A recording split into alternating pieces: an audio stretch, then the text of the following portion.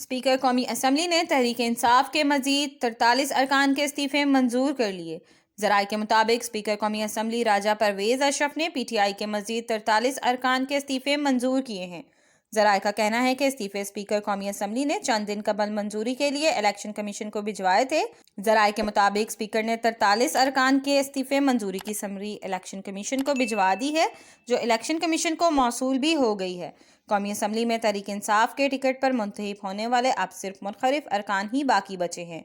Speaker ने इस्तीफे 22 जनवरी को ही मंजूर किए।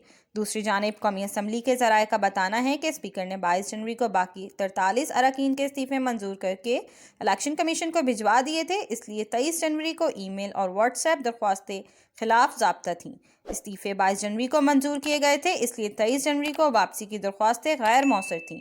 जराये का कहना है कि 22 जनवरी को असद कैसर और फवाद चौधरी ने मीडिया टॉक में बाकी अरकान के इस्तीफे मंजूर ना करने का मुतालबा किया था।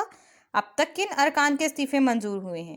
याद रहे कि चंद रोज़ कबल भी स्पीकर कौमी असम्बली राजा परवेज अशरफ ने पाकिस्तान तहरीक इंसाफ के 34 अरकान कौमी असम्बली और साबिक वज़ीर दाखिला शेख रशीद के इस्तीफे मंजूर किए थे।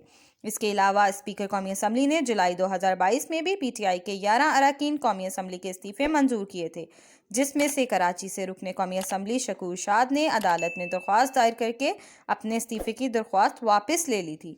स्पीकर कौमी असम्बली ने 20 जनवरी को PTI के मजीद 35 अरकान के इस्तीफे मंजूर किए थे।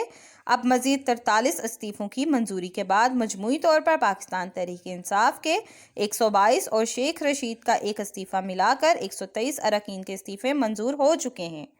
प्लीज़ हमारी वीडियोस को लाइक कीजिएगा, चैनल सब्सक्राइब कीजिएगा और बेल आइकन को क्लिक करना मत भूलिएगा ताकि मजीद मालूमात का सिलसिला आप तक जारी रहे।